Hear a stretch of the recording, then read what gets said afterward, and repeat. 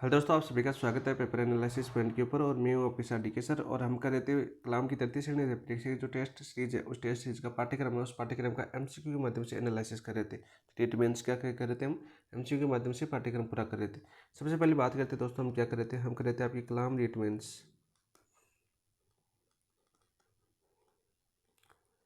Test to का क्या कर रहे थे, हम टेस्ट टू का क्या कर रहे थे दोस्तों, एनालिसिस कर रहे थे। और इसी एनालिसिस के अंदर हमने एक बुकलेट थी आपकी, बुकलेट की बात करें, कौन सी बुकलेट थी आपकी, शैक्षणिक रीति विज्ञान। इसके अंदर बात करें दोस्तों, इसके अंदर जो टॉपिक थे उन टॉपिक की बात करें। इस बुकलेट के अंदर तो पहला टॉपिक था आपका शिक्षण के उपागम। शिक्षण के उपागम जो हमने पढ़े हैं, कितने प्रकार के थे भाई, 3 प्रकार के थे। तीनों प्रकार हमने पढ़े, जैसे आपकी शिक्षण प्रक्रिया के उपागम, शिक्षण योजना के उपागम, पाठ्यचर्या के उपागम। याद कर लो, वापस रिविजन करवा देता हूँ आपको। शिक्षण प्रक्रिया के उपागम, उपागम पढ़े हम। अब देखो क्यों बता रहा हूँ, क्योंकि मूल्यांकन की विधियों के अंदर ये टॉपिक जो जिन दोस्तों नहीं पढ़ा, जैसे आपका मूल्यांकन उपागमों ब्लूम ने दिया था, तो ब्लूम का वर्गीकरण मूल्यांकन विधियों के अंदर आएगा। ऐसे आपके पैराडाइट है, वो आपका मूल्यांकन यहाँ पर देखने को मिलेगा मूल्यांकन विधियों के अंदर। तो ये चीज़ें आपको पहले आनी चाहिए, टॉपिक एक दूसरे से कनेक्टेड है। ठीक है, दूसरा उपागम पढ़ा था हमने, शिक्षण योजना उपागम। शिक्षण योजना उपागम। और तीसरा टॉपिक कौन सा पढ़ा था हमने, पाठ्यचर्या के उपागम। पाठ्यचर्या के उपागम। तो ये तीनों टॉपिक थे आपके जो शिक्षण के उपागम, जो आपके सभी सब्जेक्ट के लिए कॉमन है। और इनकी क्लासें हो चुकी है, प्लेलिस्ट में देखना, इंपॉर्टेंट टॉपिक है। प्लेलिस्ट में अपनी क्लास मिल जाएगी। जिन दोस्तों ने नहीं देखा है तो पहले आप इनकी क्लास देखना, क्योंकि फिर आगे के टॉपिक समझ में आएंगे। जो भी टॉपिक होते हैं एक दूसरे से जुड़े हुए होते हैं, तो पहला टॉपिक समझ में आएगा तो अगला टॉपिक अच्छे से समझ में आएगा। दूसरा टॉपिक इसी के अंदर था, शिक्षण सहायक सामग्री। शिक्षण सहायक सामग्री। और इसके अंदर तीसरा टॉपिक था आपका शिक्षण की चुनौतियाँ। शिक्षण की चुनौतियाँ, यह आपका तीसरा टॉपिक था। तो ये भी आपकी सब्जी सब्जेक्ट के लिए समान है। शिक्षण सहायक सामग्री हम पढ़ चुके हैं, ठीक है। शिक्षण की चुनौतियाँ हम पढ़ चुके हैं। और आज आपका इसका चौथा टॉपिक है, इसी बुकलेट की बात करें, इस बुकलेट को आज हम पूरा करने वाले हैं। अंतिम टॉपिक था इसका कौन सा, मूल्यांकन विधियाँ। मूल्यांकन विधियाँ। इन सभी टॉपिकों को हम एमसीक्यू के माध्यम से क्या कर रहे थे, सबसे पहले तो यह पता होना चाहिए आपको, एमसीक्यू के माध्यम से एनालिसिस कर रहे थे। यानी जो आपके विगत परीक्षा में पूछे हुए क्वेश्चन है, लाइब्रेरी बेच के टेस्ट में पूछे हुए क्वेश्चन है, उन क्वेश्चनों का हम विश्लेषण कर रहे थे प्रत्येक ऑप्शन वाइज, ठीक है, और आपको बता रहे थे। अब बात करते हैं सबसे पहले कौन कौन से टेस्ट में हमने इनकी क्वेश्चन देखी। देखो, शिक्षण के उपागम की बात करें तो हमने माइनर टेस्ट 7 पढ़ा था। कौन सा, माइनर टेस्ट 7 पढ़ा था, ठीक है। शिक्षण सहायक सामग्री और शिक्षण की जो आपकी चुनौतियाँ, ये आपकी माइनर टेस्ट 8 में देखने को मिली थी। माइनर टेस्ट कौन सा था आपका, 8, ठीक है। और आपकी बात करें मूल्यांकन की विधियाँ, ये आपको माइनर टेस्ट 9 में देखने को मिलेगी। और 9 कब होगा आपका, तो दीपावली के बाद आपका मेजर टेस्ट 2 होगा। और मेजर टेस्ट 2 के अंदर आपके माइनर टेस्ट 5 से लेकर 8 आपकी कॉमन सब्जेक्ट आएंगे, जो हम पहले पढ़ चुके हैं वो सब्जेक्ट सिलेबस आएगा। और उसके बाद 26 अक्टूबर के बाद आपका जो अगला टेस्ट होगा वो माइनर टेस्ट 9 होगा। पहले 17 तारीख को था, लेकिन 17 तारीख को दीपावली की छुट्टी के कारण उसको कैंसिल करके 26 अक्टूबर को कर दिया गया। वरना आपका जो माइनर टेस्ट 9 था, पहले आप 26 अक्टूबर को था, अब अगले संडे को यानी 26 अक्टूबर के बाद जो संडे आएगा उसको आपका टेस्ट होगा माइनर टेस्ट 9। तो उसके अंदर आपको देखने को मिलेगी आपकी मूल्यांकन की विधियाँ। क्या देखने को मिलेगी, मूल्यांकन की विधियाँ का आपको टॉपिक देखने को मिलेगा। इसके अलावा इसके अंदर आपके इस बुकलेट के अंदर 2 टॉपिक और दे रखे थे। एक तो दे रखा था आपका आरटी 2009 और एक दे रखा था आपका आरटी 2011। तो ये दोनों टॉपिक भी हम कंप्लीट कर चुके, ये भी क्या कर चुके हम, कंप्लीट कर चुके, ठीक है। और आपका पहला शिक्षण के उपागम, जिन दोस्तों ने देखा प्लेलिस्ट में क्लास पढ़ी वहाँ पर देख लेना। शिक्षण सहायक सामग्री हम कर चुके हैं और शिक्षण की चुनौतियाँ हम कर चुके हैं, ठीक है। और इनके साथ साथ टेस्टों का एनालिसिस कर चुके हैं। माइनर टेस्ट 7, माइनर टेस्ट 8 है। इसकी जो शिक्षण सहायक सामग्री के जो 25 क्वेश्चन है वह भी शेष है, ये अभी करेंगे हम। आज वीडियो मिल जाएगा इनका भी एनालिसिस प्रत्येक ऑप्शन का, यानी एक बार रिवीजन आपका दोबारा हो जाएगा, ठीक है। ये एक अपना तरीका था पूरा, उसी जिससे पहले करते थे उसी प्रकार से करेंगे। लेकिन यहाँ पर एक टॉपिक की शुरुआत कर देते हैं हम, मूल्यांकन विधियाँ। दीपावली की छुट्टियों में इनकी जो मूल्यांकन की जितनी विधियाँ संबंधित है वो सारी की सारी दो या तीन क्लास बनेगी इनकी, तो वो आपको कंप्लीट करवा देते हैं, ठीक है। तो चलिए दोस्तों एक नए टॉपिक की शुरुआत करते हैं। तो शुरुआत करने से पहले जिन दोस्तों ने अभी तक चैनल को सब्सक्राइब नहीं किया तो चैनल को सब्सक्राइब कर देना, वीडियो को लाइक करना और वीडियो को पूरा देखने के बाद कमेंट के अंदर जरूर बताना आपको क्वेश्चन कैसे लगे और आपको समझ में आ रहा है या नहीं आ रहा वो भी बताना, ताकि हमें मोटिवेशन मिलता रहे और फिर आपको दोस्तों के साथ शेयर भी करना है। ठीक है दोस्तों, तो चलिए देखते हैं आज का पहला क्वेश्चन क्या है आपका। बहुत ही अच्छा क्वेश्चन है, प्रेस क्वेश्चन आपका। कथन दे रखा है आपका, मापन किसी तथ्य के विभिन्न आयामों को संख्यात्मक रूप से निरूपित करता है। मापन पढ़ रहे हैं आपका, मेन पढ़ रहे पहले सबसे पहले। तो मापन किसी तथ्य के विभिन्न आयामों को संख्यात्मक रूप से निरूपित करता है। मापन केवल गुणात्मक विवरण प्रदान करता है। देखो मापन की बात करें, तथ्य के विभिन्न आयामों को संख्यात्मक रूप से निरूपित करता है, बिल्कुल राइट। अर्थात मापन अंक प्रदान करने की औपचारिक प्रक्रिया है। अर्थात मापन अंक प्रदान करने की औपचारिक प्रक्रिया। कैसी प्रक्रिया आपकी? औपचारिक प्रक्रिया।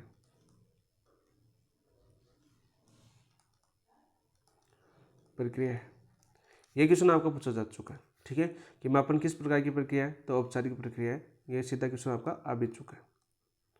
ये चीज़ याद करना, मापन केवल देखो गुणात्मक विवरण प्रदान करता नहीं, ये आपका गलत हो जाएगा। तो देखिए मैं ऑप्शन क्या दे रखे, ऑप्शन दे रखे देखो ए आर दोनों सत्य हैं और आर एक का सही कारण है, बिल्कुल गलत है। ए और आर दोनों सत्य हैं और आर एक का सही कारण नहीं है, ये भी गलत है। ए सत्य है, आर असत्य है, बिल्कुल राइट। ऑप्शन नंबर 3 आपका राइट आंसर हो जाएगा। क्या हो जाएगा आपका? ऑप्शन नंबर 3 आपका राइट आंसर हो जाएगा। इस पॉइंट को याद करना, औपचारिक प्रक्रिया कौन सा? एक मापन। ठीक है, ऑप्शन नंबर 3 आपका इसका राइट आंसर हो जाएगा। नेक्स्ट क्वेश्चन की बात करते हैं, क्वेश्चन नंबर 2। क्या दे रखा है? मापन किन्हीं निश्चित स्वीकृत नियमों के आधार पर वस्तुओं को अंक प्रदान करने की प्रक्रिया है। मापन किन्हीं निश्चित स्वीकृत नियमों के आधार पर वस्तुओं को अंक प्रदान करने की प्रक्रिया है। यह परिभाषा किसकी है? वेस्ले की, करलिंगर की, एस स्टीवेंस की या थॉर्नडाइक की? बता भाई किसकी है बाकी। तो राइट आंसर क्या हो जाएगा आपका? राइट आंसर हो जाएगा आपका एस स्टीवेंस। और इम्पोर्टेंट है एस्टर स्टीवेंस इन्होंने, क्योंकि मापन के 4 स्तर भी बताए इन्होंने क्या बताया आपके? मापन के 4 स्तर बताए, 4 स्तर बताए। एक क्वेश्चन भी आ जाएगा आपको, पूछा हुआ क्वेश्चन है। तो यहाँ पर देखो वेस्ले की बात कर लेते हैं। वेस्ले ने क्या बोला? मापन मूल्यांकन का वह भाग है,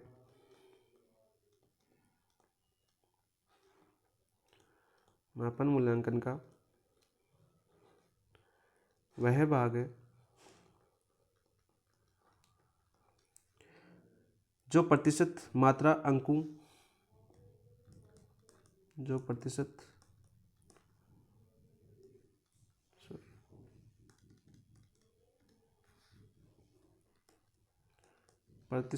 मात्रा अंकों, औसत आदि को द्वारा व्यक्त किया जाता है, आदि के द्वारा व्यक्त किया जाता है।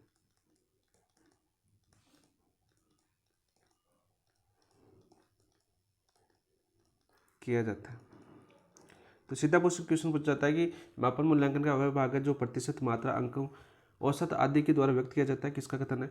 यानी वेस्ले का कथन है। सीधा क्वेश्चन हो जाता है आपका। करलिंगर की बात करें, इंपॉर्टेंट है, 2 बार आपकी पूछी जा चुकी है एग्जाम के अंदर। ठीक है, इनकी परिभाषा क्या आती है? मापन नियमानुसार वस्तुओं व घटनाओं को संख्या प्रदान करता है। मापन नियमानुसार वस्तुओं व घटनाओं को संख्या प्रदान करता है, संख्या प्रदान करता है। ठीक है, थॉर्नडाइक की बात करें, थॉर्नडाइक ने क्या बोला? जो कुछ भी अस्तित्व में है, जो कुछ भी अस्तित्व में है उसका अस्तित्व कुछ परिणाम में होता है, उसका अस्तित्व कुछ परिमाण में होता है। तो ये दोस्तों चारों की जो परिभाषा है, चारों की परिभाषा पूछी जा चुकी है आपके एग्जाम के अंदर। एस स्टीवेंस की परिभाषा काफ़ी बार रिपीट हुई है और इसके अलावा करलिंगर की परिभाषा आपकी लास्ट टाइम ही पूछी गई है। तो मापन के निश्चित स्वीकृत नियमों के आधार पर वस्तुओं को अंक प्रदान करने की प्रक्रिया, यह परिभाषा किसकी? एस स्टीवेंस की। ऑप्शन नंबर 3 आपका राइट आंसर हो जाएगा। वही वेस्ले की परिभाषा पूछिए तो मापन मूल्यांकन का वह भाग है जो प्रतिशत, मात्रा, अंकों, औसत आदि के द्वारा व्यक्त किया जाता है। थॉर्नडाइक की परिभाषा पूछे आपको तो जो कुछ भी हमने अस्तित्व में है, जो कुछ भी अस्तित्व में है उसका अस्तित्व कुछ परिमाण में होता है। किसमें होता है आपका? कुछ परिमाण में होता है। जैसे शब्द पकड़ लेना चाहिए आपको याद करने के लिए परिभाषा को, कुछ परिमाण दिखे तो वहाँ पर थॉर्नडाइक होना चाहिए, ठीक है। और संख्या प्रदान करता है, कौन करता है? कर्लिंगर संख्या प्रदान करता है। वेस्ले की बात करें तो देखो मात्रा, अंकों, औसत आदि के द्वारा व्यक्त किया जाता है, वो वेस्ले की परिभाषा थी। और मापन के लिए निश्चित स्वीकृत नियमों यानी नियम दिखे आपको, नियमों के आधार पर वस्तुओं का अंक प्रदान करता है, वो कौन आ जाएगा आपका? S Stevens. अभी और आइए क्वेश्चन आपका, ये देखिए अगला क्वेश्चन आ गया आपको। मापन नियमानुसार वस्तुओं व घटनाओं को संख्या प्रदान करता है, परिभाषा किसने दी थी? तो ये दी थी आपकी कर्लिंगर। ये आपका क्वेश्चन पूछा जा चुका है। तो ये परिभाषा इंपॉर्टेंट है, आपकी पूछी जा चुकी है।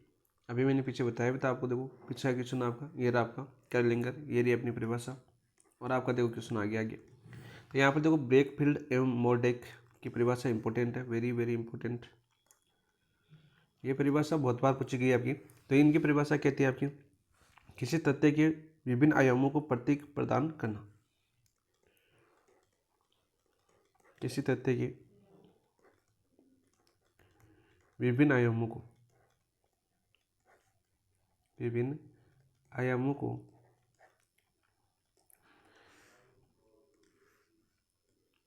प्रतीक प्रदान करना।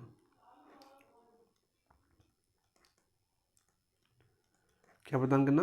प्रतीक प्रदान करना ही मापन कहलाता है, ही मापन कहलाता है।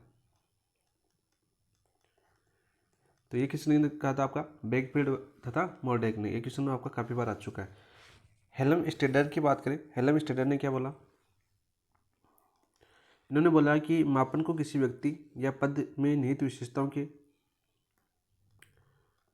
मापन को किसी व्यक्ति या पद में निहित विशेषताओं के आंकिक वर्णन को प्रक्रिया के रूप में परिभाषित करना। प्रक्रिया के रूप में परिभाषित किया गया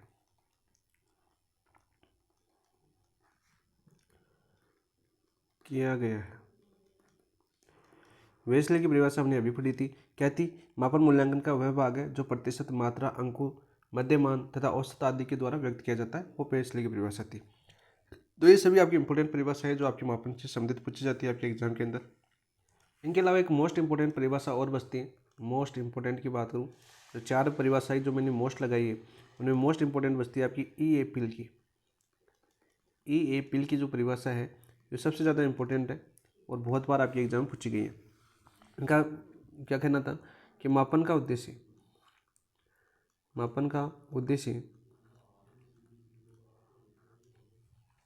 व्यक्ति को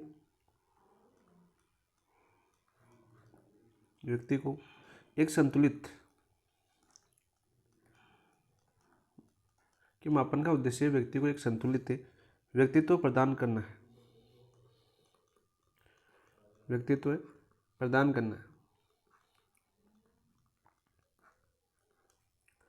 ताकि वह समाज द्वारा प्रदत्त उत्तरदायित्वों का निर्वाह बखूबी से कर सके। ताकि वह समाज द्वारा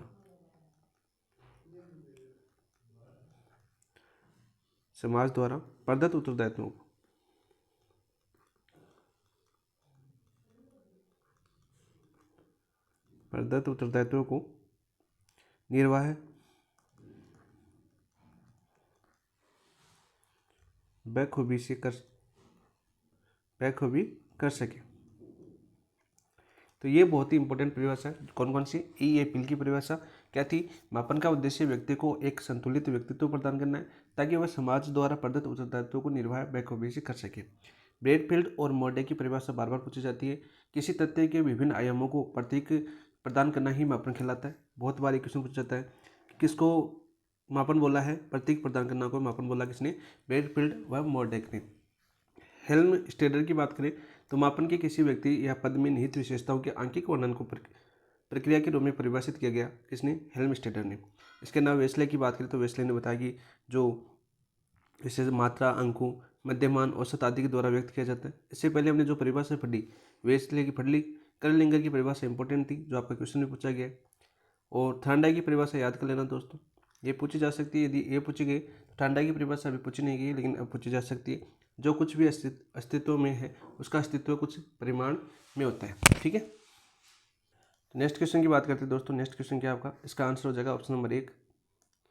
यहाँ पे देखिए, निम्न में से कौन सा मापन स्तर सबसे अधिक परिष्कृत, वस्तुनिष्ठ, विश्वसनीय एवं वैज्ञानिक मापन माना जाता है, जिसमें निरपेक्ष शून्य बिंदु पाया जाता है, जिसमें निरपेक्ष शून्य बिंदु पाया जाता है। तो मोस्ट इंपॉर्टेंट क्वेश्चन है और ये बार बार क्वेश्चन यहाँ से बनता है। चाहे आपका सीधा पूछ ले कि मापन के जो स्तर है किसने के अनुसार बताया गया वो पूछ ले, या ये क्वेश्चन पूछ लिया जाता है कि एस स्टीवेंस के अनुसार कौन सा मापन का स्तर नहीं बताया गया, ऐसा क्वेश्चन यहाँ से बनता है। तो 3 या 4 प्रकार से यहाँ पर इस क्वेश्चन से क्वेश्चन बनते हैं। तो यहाँ पर देखो बात करते हैं, मुझे सबसे अच्छा ये लगा तो मैंने ये लिया है। इनमें से कौन सा मापन स्तर सबसे अधिक परिष्कृत, वस्तुनिष्ठ, विश्वसनीय एवं वैज्ञानिक मापन माना जाता है, जिसमें निरपेक्ष शून्य बिंदु पाया जाता है? नामित मापन, क्रमिक मापन, अंतरिक्ष मापन या अनुपातिक मापन? तो राइट आंसर क्या हो जाएगा आपका? तो राइट आंसर हो जाएगा आपका अनुपातिक मापन। ऑप्शन नंबर 4 आपका राइट आंसर हो जाएगा। देखो यहाँ पर सबसे पहले बात करते हैं आपके जो मापन के 4 स्तर किसने बताए थे आपके? ये चारों स्तर किसके द्वारा बताए गए थे? ये बताए गए थे आपके एस स्टीवेंस द्वारा मापन के 4 स्तर बताए गए। मापन के 4 स्तर बताए गए।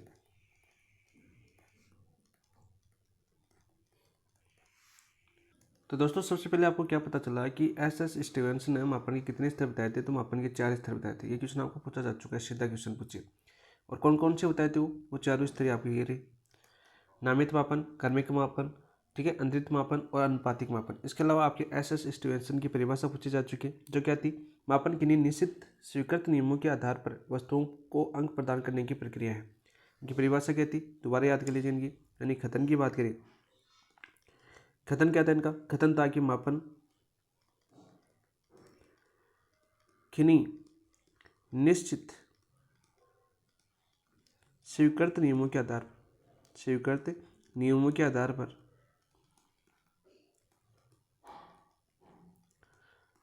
पर वस्तुओं को अंक प्रदान करने की प्रक्रिया है। वस्तुओं को अंक प्रदान करने की प्रक्रिया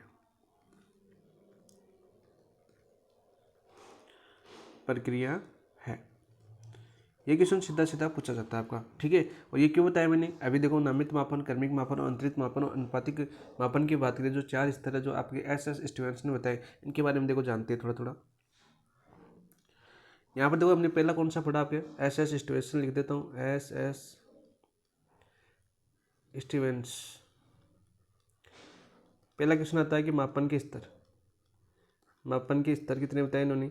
4 बताए। कितने बताए आपके? 4 बताए। उसमें आपकी पहले की बात करते हैं। पहला था आपका नामित मापन, यानी कि बात करें आपकी नॉमिनल लेवल की बात करें, ये क्या होता है आपका? सबसे पहले इसको समझो, ऐसे क्वेश्चन पूछते हैं भाई। तो ये क्या होता है आपका? इसमें व्यक्ति या घटना को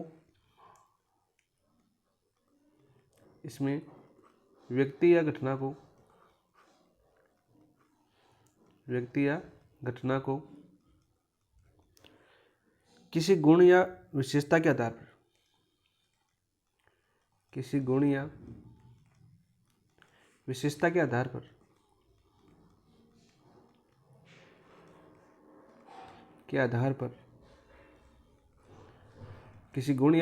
आधार पर नाम या संकेत प्रदान किया जाता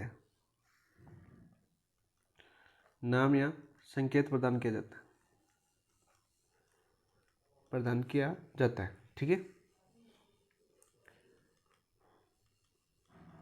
वो क्या कहलाता है? आपका नामित मापन कहलाता है। जैसे एग्जाम्पल के तौर पर बात करें हम, जैसे आपकी ग्रामीण, शहरी, जैसे ग्रामीण हो गया आपका, ठीक है, शहरी हो गया। जैसे बात करें कला हो गई आपकी, विज्ञान हो गई आपकी, तो इस प्रकार से नाम दिया जाता है, नाम या संकेत प्रदान किया जाता है व्यक्ति या घटना को किसी गुण या विशेषता के आधार पर। ठीक है, नामित मापन वो होता है आपका। ठीक है, इसमें एक इम्पोर्टेंट चीज़ याद कर लेना यहाँ पर, इसमें गणितीय संग्रह नहीं होती है, इसमें गणितीय संग्रह नहीं होती है, नहीं होती किसके अंदर, नामित मापन के अंदर। ठीक है, और सबसे कम परिष्कृत मापन है,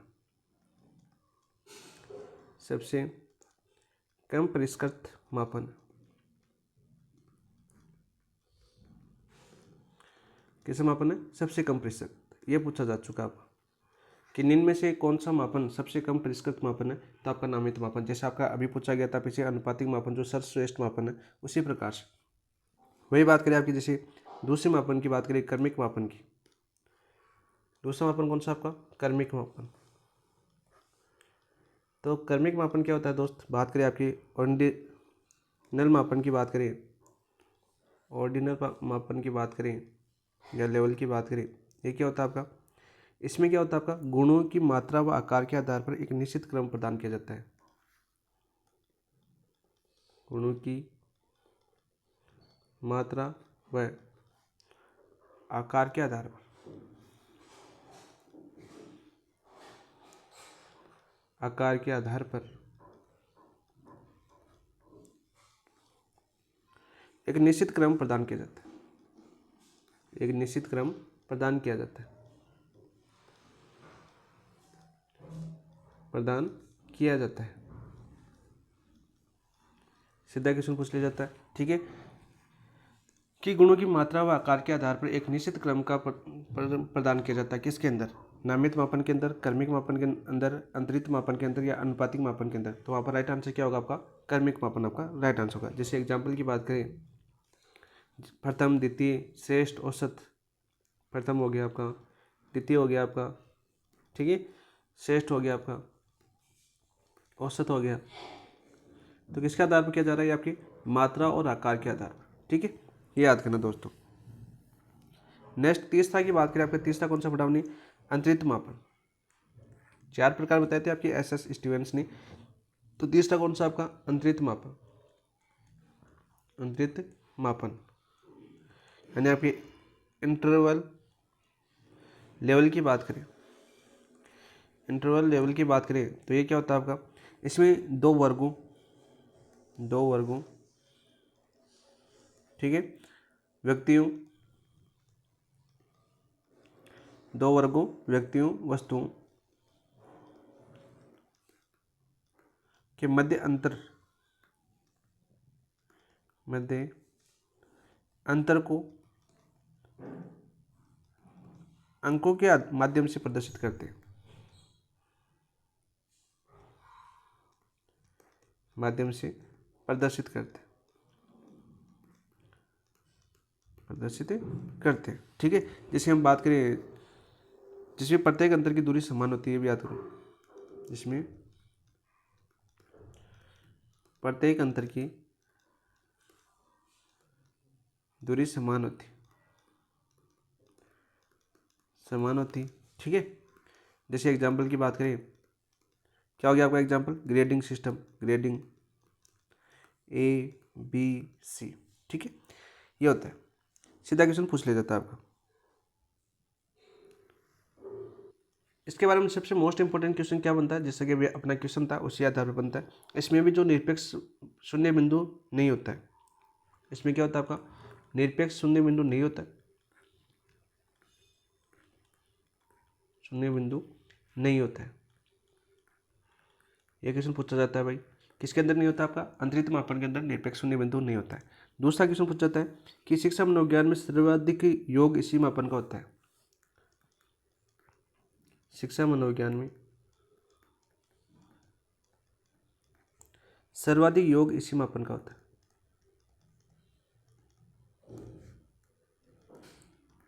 इसी मापन का होता है।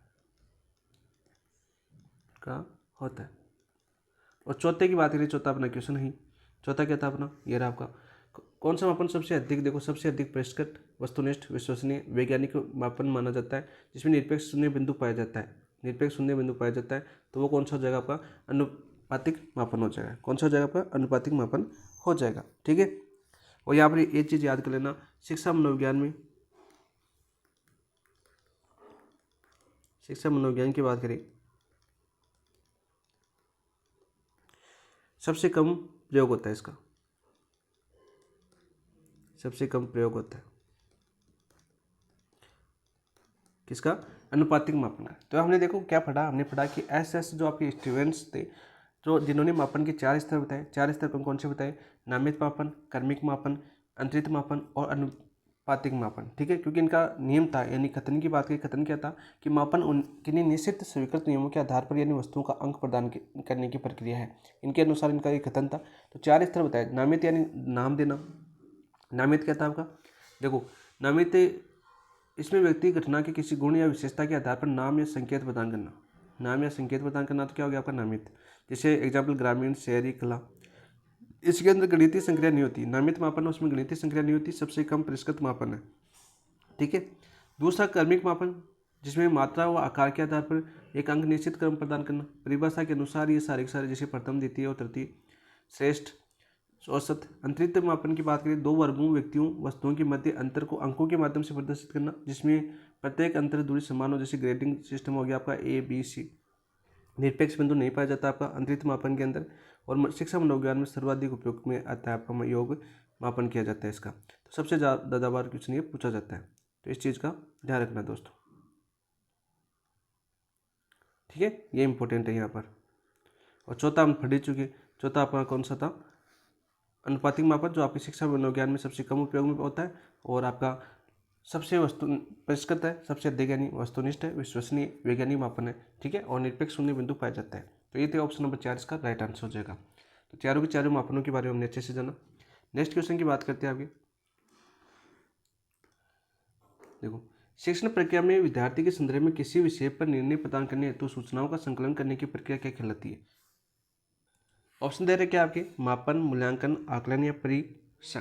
तो क्या कहलाती है भाई आपकी, हमें क्या पूछा कि शिक्षण प्रक्रिया में विद्यार्थियों के संदर्भ में किसी विषय पर निर्णय प्रदान करने हेतु सूचनाओं का संकलन, इसका संकलन, सूचनाओं का संकलन करने की प्रक्रिया क्या कहलाती है। देखो, मापन तो हम पढ़ चुके हैं, मापन अपना कंप्लीट पढ़ चुके हैं हम, जहाँ से क्वेश्चन बनते थे वो सारे। मूल्यांकन या आकलन या परीक्षण, तो यहाँ पर राइट आंसर क्या हो जाएगा आपका, आकलन। ऑप्शन नंबर 3 आपका राइट आंसर हो जाएगा। ठीक है, असेसमेंट।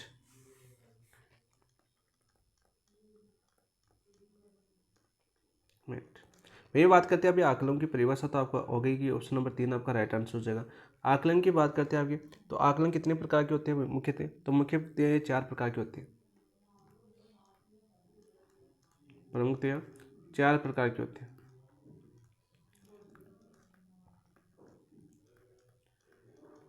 याद करो, पहला कौन सा होता है, पहले की बात करें, जैसे इनके उपनाम भी बाद में देखेंगे, पहले हम देख लेते हैं आधार रेखा का आकलन, आधार रेखा का आकलन। दूसरे की बात करें, दूसरा कौन सा होता है आपका, रचनात्मक आकलन, रचनात्मक आकलन। तीसरे की बात करें, तीसरा कौन सा होता है आपका, योगात्मक आकलन।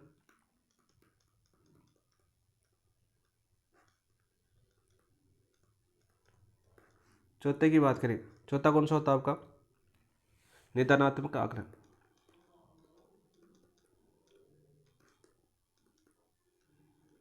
तो प्रमुख थे आपके 4 प्रकार के होते हैं आकलन, कौन सी, रेखा के आकलन यानी आधार रेखा का आकलन, रचनात्मक आकलन, योगात्मक आकलन या निदानात्मक आकलन। और आकलन किसे कहते हैं, सूचनाओं का संकलन करने की प्रक्रिया है, क्या कहलाती है आपकी, आकलन कहलाती है। यानी सूचनाओं का जो संकलन है, संग्रहण है, वो करने की प्रक्रिया क्या कहलाती है आपकी, आकलन कहलाती है। ठीक है, मुख्यतः 4 प्रकार के होते हैं, याद करना। ठीक है, सीधा क्वेश्चन पूछा जाता है आपका। नेक्स्ट क्वेश्चन की बात करते हैं।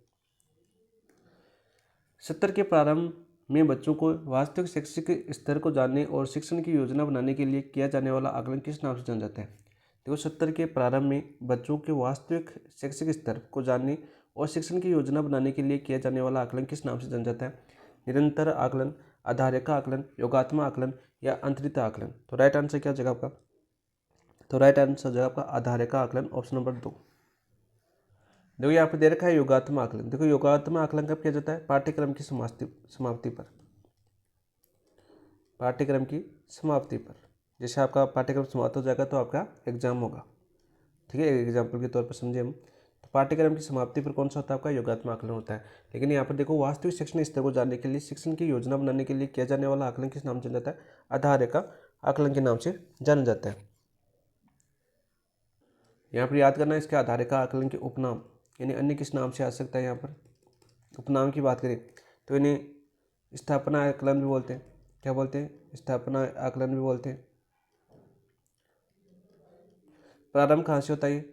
प्रारंभ की बात करें तो कक्षा 2 से, कक्षा 2 से किसी भी कक्षा में, किसी भी कक्षा में किया जा सकता है, किया जा सकता है। इस चीज़ को ध्यान रखना भाई, जो आपका आधार रेखा आकलन है वो कक्षा 2 के लिए होता है, ठीक है। प्रारंभ कौन सी कक्षा से होता है? कक्षा 2 में। सीधा क्वेश्चन पूछ लिया जाएगा। उपनाम आपके स्थापना आकलन बोला जाता है, इसको नियोजनात्मक आकलन भी बोला जाता है। आपको नियोजनात्मक आकलन, नियोजनात्मक आकलन भी बोला जाता है। तो ये इसके 2 उपनाम है आधार रेखा आकलन के। और क्या होता है आपका आधार रेखा आकलन? जो बच्चों के वास्तविक शैक्षिक स्तर को जानने और शिक्षण की योजना बनाने के लिए किया जाता है, ठीक है। तो ऑप्शन नंबर 2 आपका राइट आंसर हो जाएगा। नेक्स्ट बात करते हैं क्वेश्चन की। निम्न में से कौन सी विशेषता रचनात्मक या निर्माणात्मक आकलन की सही विशेषता नहीं है? तो यहाँ पर पूछी गई आपकी रचनात्मक आकलन और उपनाम की बात करिए आपके निर्माणात्मक आकलन दोनों की विशेषता नहीं है। ये हमें बताया शिक्षण प्रक्रिया के दौरान किया जाता है, बिल्कुल शिक्षण प्रक्रिया के दौरान किया जाता है, बिल्कुल राइट, ये तो विशेषता है। विद्यार्थी की भूमिका बढ़ जाती है, विद्यार्थी की भूमिका बढ़ जाती है, बिल्कुल बढ़ जाती है। केवल सत्र के अंत में परीक्षा के रूप में किया जाता है, नहीं, इसमें प्रभावकारी फीडबैक की व्यवस्था होती है। किसकी? प्रभावकारी फीडबैक की व्यवस्था होती है, तो बिल्कुल राइट। केवल सत्र के अंत में परीक्षा के रूप में किया जाता है, सत्र के अंत में किया जाता है आपका योगात्मक आकलन। कौन सा आकलन किया जाता है आपका? योगात्मक आकलन। तो विशेषता कौन सी नहीं है आपकी? ऑप्शन नंबर 3 नहीं है। तो सबसे पहले बात करते हैं हम आपकी रचनात्मक आकलन की बात करते हैं, रचनात्मक आकलन की बात करते हैं हम। तो यहाँ पर देखो सबसे पहले याद करें इसके उपनाम की बात करें तो इसका उपनाम क्या है आपका? उपनाम अभी देखा आपका निर्माणात्मक आकलन, निर्माणात्मक आकलन भी बोला जाता है इसको, ठीक है। तब किया जाता है, यानी तब किया जाता है,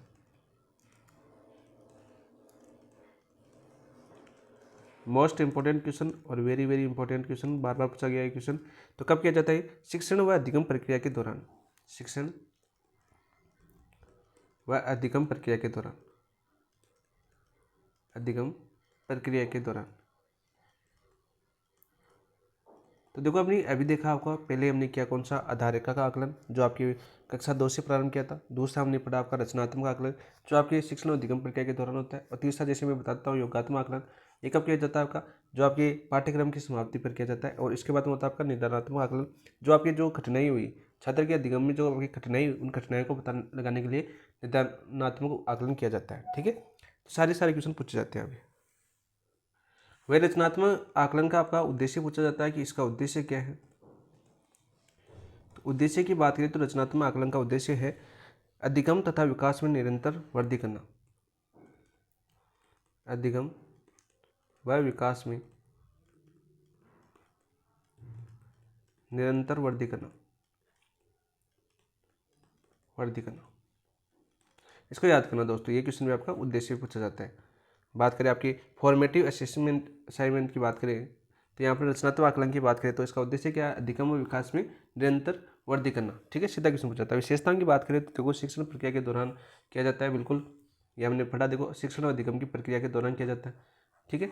मोस्ट इंपॉर्टेंट क्वेश्चन ये बन जाता है। विद्यार्थी की भूमिका इसमें बढ़ जाती है, ठीक है। ये नैदानिक व उपचारात्मक है, ये भी याद कर लेना।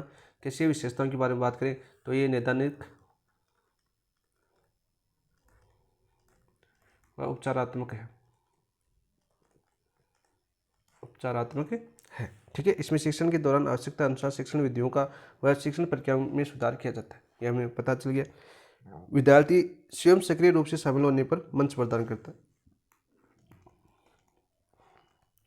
विद्यार्थी स्वयं सक्रिय रूप से शामिल होता है।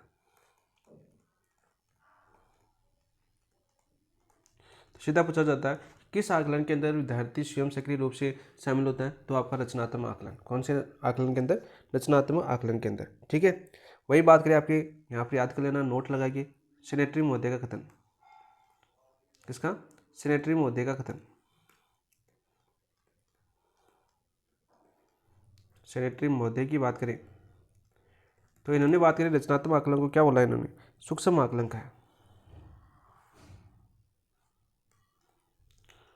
रचनात्मक आकलन को सूक्ष्म आकलन का है। यानी 3 नाम हो गया आपकी। सीधा पूछ ले कि सूक्ष्म आकलन कौन सा है, तो रचनात्मक आकलन है। पर निर्माणात्मक आकलन कौन सा है आपका? रचनात्मक आकलन है। विशेषताओं से क्वेश्चन आया हुआ आपका, तो विशेषताओं का क्वेश्चन मैंने करवा दिया। सीधा क्वेश्चन पूछा जाता है कि रचनात्मक आकलन का उद्देश्य क्या है, तो अधिगम और विकास में निरंतर वृद्धि करना। कब किसके दौरान किया जाता है रचनात्मक आकलन? या क्वेश्चन पूछा जाता है कि शिक्षण अधिगम प्रक्रिया के दौरान कौन सा आकलन होता है, तो रचनात्मक आकलन होता है, आधार रेखा आकलन होता है, योगात्मक आकलन होता है, निदानात्मक आकलन होता है। तो आपका यहाँ पर राइट आंसर होगा रचनात्मक आकलन। ठीक है, तो ऑप्शन नंबर 3 आपका राइट आंसर हो जाएगा। नेक्स्ट क्वेश्चन की ओर बढ़ते हैं हम। पाठ्यक्रम या इकाई सत्र की समाप्ति पर विद्यार्थी ने क्या सीखा और उसके उपलब्धि स्तर पर मूल्यांकन करने वाला आकलन किसे कहते हैं? आधार रेखा आकलन। देखो आधार रेखा आकलन हमने देखा क्या होता है आपका, बताओ। शैक्षिक स्तर को व या अधिगम स्तर को जानने के लिए किया जाता है। आधार रेखा आकलन कब किया जाता है आपका? शैक्षिक स्तर व अधिगम स्तर को जांचने हेतु किया जाता है। अभी फट चुके हम। ठीक है, रचनात्मक आकलन कब किया जाता है आपका? रचनात्मक आकलन किया जाता है आपका शिक्षण व अधिगम प्रक्रिया के दौरान। शिक्षण व अधिगम प्रक्रिया के दौरान, प्रक्रिया के दौरान याद करना दोस्तों कि रचनात्मक आकलन कब किया जाता है आपका? शिक्षण व अधिगम प्रक्रिया के दौरान। आधार रेखा आकलन हमें पहले क्वेश्चन देखे हुए आपका शैक्षिक स्तर व अधिगम स्तर को जांचने हेतु किया जाता है। ठीक है, कक्षा 2 से प्रारंभ होता है। कब से प्रारंभ होता है आपका? कक्षा 2 से प्रारंभ। हर पॉइंट टू पॉइंट आपको याद करना है जो आपके एग्जाम के थ्रू पूछे जाते हैं, क्योंकि प्रश्न चेंज होते रहते हैं भाषा के रूप में, तो हर चीज़ें आप याद होनी चाहिए। सारांशात्मक आकलन या अंतरित आकलन, तो अंतरित आकलन आपका नहीं होता है। ठीक है, तो यहाँ पर क्या हो जाएगा आपका? सारांशात्मक आकलन। ऑप्शन नंबर 3 आपका राइट आंसर हो जाएगा। इसे अन्य नाम की बात करें, अन्य नाम क्या है इसका? योगात्मक आकलन। क्या आपका? योगात्मक आकलन।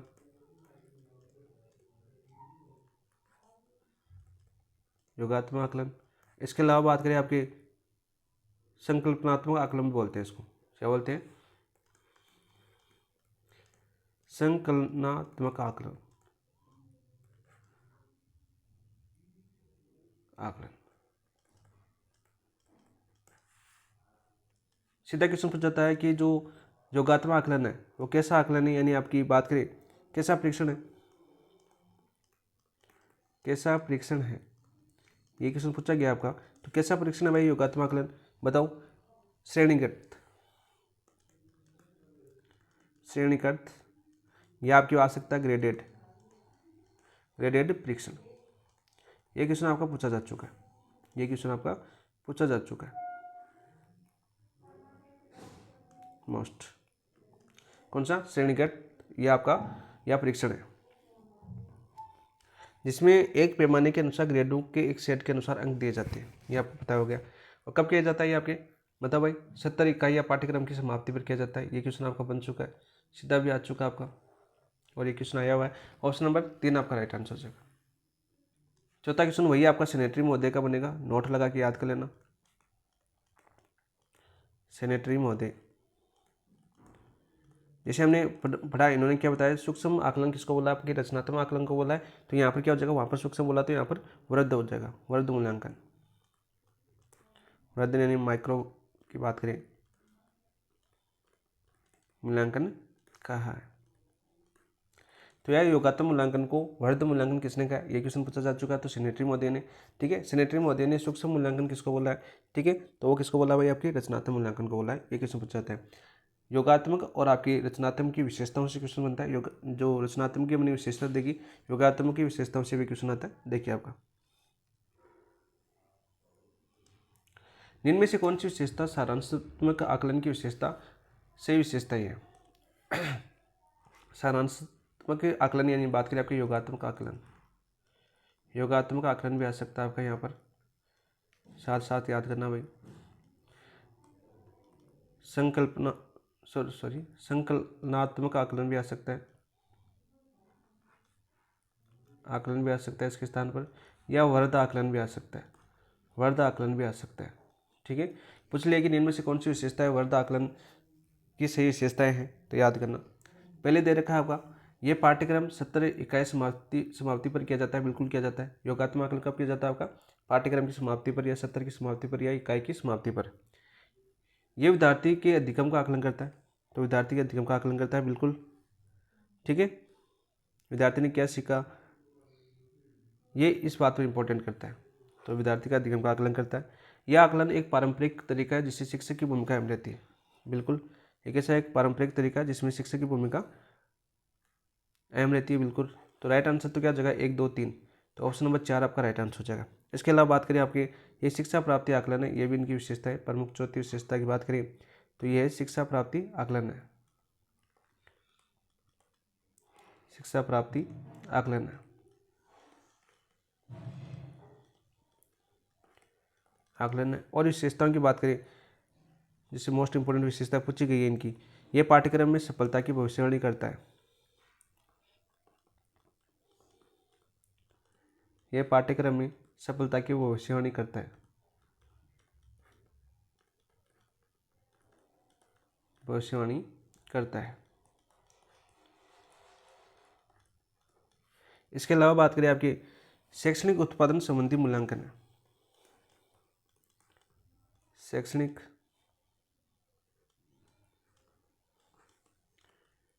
उत्पादन संबंधी मूल्यांकन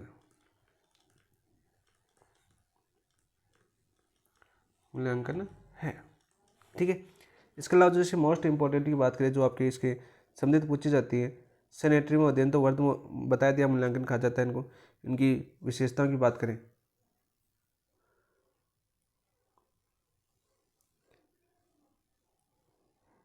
एक विशेषता और थी रॉबर्ट स्टेक्स, मुझे याद नहीं आई, क्वेश्चन आएगा उसका देख लेंगे, ठीक है। तो देखो हम क्या पढ़ रहे थे, हम योगात्मक आकलन की बात करें, योगात्मक आकलन की विशेषताओं की बात करें, तो योगात्मक आकलन कब किया जाता है आपका? पाठ्यक्रम समाप्त हो गया, या 70 आपका समाप्त हो गया, यानी आपकी बालिका कक्षा 2 है, तो कक्षा 2 आपकी कंप्लीट होने वाली है। कक्षा 10वीं का पाठ्यक्रम कंप्लीट हो गया, यानी बोर्ड की एग्जाम है, तो वो एक तरह का योगात्मक आकलन होता है, ठीक है। इकाई की समाप्ति यानी आप पाठ पूरा होने के बाद आप टेस्ट लेते हो, वो भी योगात्मक आकलन होता है। तो यहाँ पर बात करें आपकी पाठ्यक्रम 70 या इकाई की समाप्ति पर जो किया जाता है वो क्या कहलाता है? आपका योगात्मक आकलन कहलाता है। सबसे पहले परिभाषा आपको याद होनी चाहिए। दूसरा, इसमें विद्यार्थी के अधिगम का आकलन करता है, यह विद्यार्थी के अधिगम का आकलन करता है कि विद्यार्थी ने अब तक क्या सीखा, कितना उसका पाठ्यक्रम याद हुआ। यानी अब जैसे मैं पूछना चाहूँ आपको कि अब तक आपको समझ में आया कि नहीं है। देखो थोड़ी सी जो शिक्षण विद्या है आपकी, जो विधियाँ हैं, इनमें थोड़ी सी भाषा का थोड़ा सा फर्क होता है। उन चीज़ों को समझते हुए देखते हैं हम आपकी हर चीज़ को पॉइंट टू पॉइंट बताते हैं, क्योंकि क्वेश्चन कई भाषा से बनता है, कैसे बन सकता है। आप देखो ये 3 विशेषता पूछी गई है, तो जरूरी नहीं है कि अगली बार ये विशेषता है, ये आपकी अगली 3 विशेषताओं के से 2 ले लेगा, एक इनमें से ले लेगा, ऐसा क्वेश्चन आ सकता है आपका। तो आपको तो पूरी 6 की 6 याद होनी चाहिए ना, पर 6, 7, 8 भी बन सकती है, किसी प्रकार से बना, इसी को बना देगा। ये पाठ्यक्रम में सफलता की भविष्यवाणी करता है, तो यहाँ पर आ जाएगा कि पाठ्यक्रम में सफलता की भविष्यवाणी कौन सा आकलन करता है, तो राइट आंसर होगा आपका योगात्मक आकलन, ठीक है। ऐसा क्वेश्चन भी पूछा जा सकता है, तो किसी प्रकार से क्वेश्चन बन सकता है, यानी बनेगा इन्हीं के आसपास से क्वेश्चन। इस चीज़ को थोड़ा सा नोट करके रखना। और ये भी पूछा जा सकता है योगात्मक आकलन कैसा है आपका, जो आप अभी बताया मैंने, श्रेणीगत आकलन है। कैसा? श्रेणीगत आकलन है, यानी श्रेणीगत परीक्षण है, ये पूछा जा सकता है आपका। इसके अलावा हमने देखा कि शिक्षा प्राप्ति का आकलन कौन सा है, योगात्मक आकलन है। और सेनेटरी मोदी ने क्या बोला था इनको? वर्ध आकलन। ये किसने बोला था आपका? सेनेटरी मोदी ने। तो ये सारे के सारे क्वेश्चन आपके पूछे जाने वाले, तो ऑप्शन नंबर 4 आपका राइट आंसर हो जाएगा। नेक्स्ट आकलन की ओर बढ़ते हैं। ये लो आ गया क्वेश्चन, देखो रॉबर्ट स्टेक्स के अनुसार जब रसोइया सूप चखता है, क्वेश्चन पूछा गया आपका, इंपॉर्टेंट क्वेश्चन है, ठीक है। रॉबर्ट स्टेक्स के अनुसार जब रसोइया सूप चखता है तो यह किस प्रकार का मूल्यांकन है, और जब अतिथि सूप चखते हैं तो यह किस प्रकार का मूल्यांकन, बताओ भाई।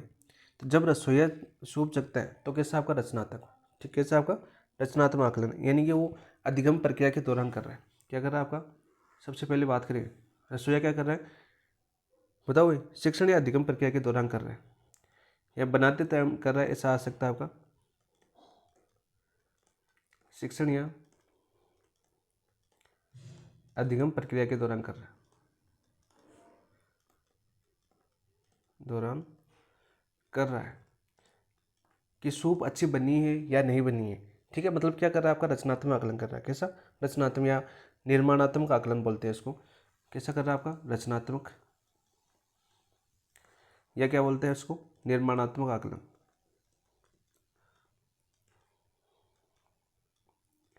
यानी कि जो कार्य हो रहा है, कार्य के दौरान, जो कार्य कर रहा है यानी बनाने के दौरान, ठीक है, तो उसको क्या बोलते हैं आपके, रचनात्मक आकलन बोलते हैं, जैसा कि मैंने अभी बताया आपको, ठीक है। और देखो जब अतिथि सूप चखता है तो चखता है यानी आपका जो परिणाम समाप्त हो गया, चखता है मतलब लास्ट रसोइया ने बना लिया, बनाने के बाद बात करें आपके उसका सेशन समाप्त हो गया, यानी कि बात करें सामग्री सामग्री बनने की, यानी सूप की बनने की समाप्ति हो सकता है, या आपके यहाँ पर एक वही एग्जाम्पल ले लेते हैं हम, आपकी पाठ्यक्रम वाला है, पाठ्यक्रम की समाप्ति क्या हो रही है, यानी पाठ्यक्रम की समाप्ति हो रही है, यानी सूप बन के तैयार हो चुकी है, यानी कि जो उसकी प्रक्रिया थी वो समाप्त हो चुकी है, यानी पूरा जितने भी उसकी जो रस्म होती है, आपकी बात करें रेसिपी होती है, तो वो रेसिपी समाप्त हो चुकी है भाई, इस प्रकार से आपका सूप बनाया गया है, इस प्रकार से पूरी प्रक्रिया होगी, रसोइया ने चख लिया, वो आपका रचनात्मक हो गया। अब अतिथि के बाद आपका अंतिम परिणाम है, तो वो कौन सा होगा, आपका योगात्मक। अब उसको पता चलेगा कि हमारा जो बना है उसमें हमने क्या सीखा, यानी कि इस आधार पर ये बन के तैयार हुआ है, इसका क्या बेनिफिट मिलेगा, ये आप अब जाँच करेगा कौन, अतिथि। तो यहाँ पर क्या हो जाएगा, योगात्मक। कौन सा आकलन हो जाएगा आपका, योगात्मक आकलन हो जाएगा, योगात्मक, ठीक है। तो यहाँ पर राइट आंसर क्या हो जाएगा आपका, रचनात्मक योगात्मक, ऑप्शन नंबर ए क्या आपका राइट आंसर हो जाएगा, ठीक है। यहाँ पर देखो दूसरा ऑप्शन काफ़ी दोस्त इसको में कन्फ्यूज हो जाती है, उल्टा दिया हुआ है, ये उल्टा दिया हुआ है, ठीक है, उल्टा है, तो गलत हो जाएगा। आधारिका आकलन कक्षा 2 में से प्रारंभ होता है, और ये क्या था आपका भाई, क्या था आपका, अरे दोबारा जा लो, शैक्षिक स्तर या अधिगम स्तर को जानना, अधिगम स्तर को जानना कि वो सूप बनाना जानता है कि नहीं, ठीक है, कि जो रसोइया है वो सूप बनाना जानता है कि नहीं, वो मूल्यांकन पहले होता है आपका, उसको क्या बोलते हैं आपके, आधारिका आकलन। सारांशात्मक आकलन आपके योगात्मक आकलन का उपनाम है, ठीक है। ये देखो वापस आपका उल्टा दे रखा है, इसका उपनाम दे दिया आपका योगात्मक आकलन का, सारांशात्मक और रचनात्मक, ठीक है। तो रचनात्मक उल्टा दे रखा है, ये भी इसी का प्रकार है ये। तो ऑप्शन नंबर एक आपका राइट, ऑप्शन भी काट सकते हो आप, तो ऑप्शन नंबर एक आपका राइट आंसर हो जाएगा। तो एक अच्छा क्वेश्चन नहीं है आपका। नेक्स्ट क्वेश्चन की बात करते हैं। देखो माइकल स्क्रीवेन ने 1967 में अपनी पुस्तक, याद करना ये पुस्तक पूछी जाती है, मोस्ट इंपोर्टेंट क्वेश्चन है आपका। माइकल स्क्रीवेन ने 1967 में अपनी पुस्तक द मेथोडोलॉजी ऑफ इवोल्यूशन में किस प्रकार के मूल्यांकन की अवधारणा दी है, केवल रचनात्मक या मूल्यांकन, केवल योगात्मक मूल्यांकन, योगात्मक और रचनात्मक मूल्यांकन, सारांशात्मक और आधारिका आकलन। तो राइट आंसर क्या हो जाएगा, योगात्मक और रचनात्मक मूल्यांकन, ऑप्शन नंबर 3 आपका राइट आंसर हो जाएगा। पुस्तक का नाम बार बार पूछा जाता है, माइकल स्क्रीवेन की, कब लिखी थी, 1967 के अंदर। मोस्ट इंपोर्टेंट क्वेश्चन है, याद करना, ऑप्शन नंबर 3 आपका राइट आंसर हो जाएगा। नेक्स्ट क्वेश्चन क्या हो जाते हैं हम आगे, क्या आपका, छात्र के अधिगम कठिनाइयों के कारण का पता लगाने और उपचारात्मक शिक्षण सुनिश्चित करने के लिए किया जाने वाला आकलन किसे कहते हैं। वेरी वेरी इंपॉर्टेंट और बार बार रिपीट होता है, वेरी वेरी इंपॉर्टेंट और रिपीट क्वेश्चन होता है, रिपीट होता है, ठीक है। देखना आपने प्रवेश क्वेश्चन उठा के। तो छात्र अधिगम कठिनाइयों के कारणों का पता लगाने और उपचारात्मक शिक्षण सुनिश्चित करने के लिए किया जाने वाला आकलन किसे कहते हैं, आधारिका आकलन नहीं। आधारिका आकलन देखो दोबारा रिवीजन करते हैं यहाँ पर। आधारिका क्या था आपका, आधारिका था आपका अधिगम स्तर को जानना, अधिगम स्तर को जानना, पहला पॉइंट था। रचनात्मक आकलन क्या था, रचनात्मक आकलन था आपका शिक्षण व अधिगम प्रक्रिया के दौरान किया जाने वाला, शिक्षण व अधिगम प्रक्रिया के दौरान किया जाने वाला, के दौरान किया जाने वाला, किया जाने वाला सारे पढ़ चुके हैं। देखो कितनी बार रिपीट हो रहा है आपका। सरात्मक की बात करें यानी योगात्मक आकलन है, एक कैसा आपका योगात्मक आकलन है। चारों के चारों आकलन आपको दोबारा रिविजन हो गए इसी क्वेश्चन में। तो योगात्मक आकलन क्या होता, कब होता है आपका, पाठ्यक्रम समाप्ति पर, पाठ्यक्रम की समाप्ति।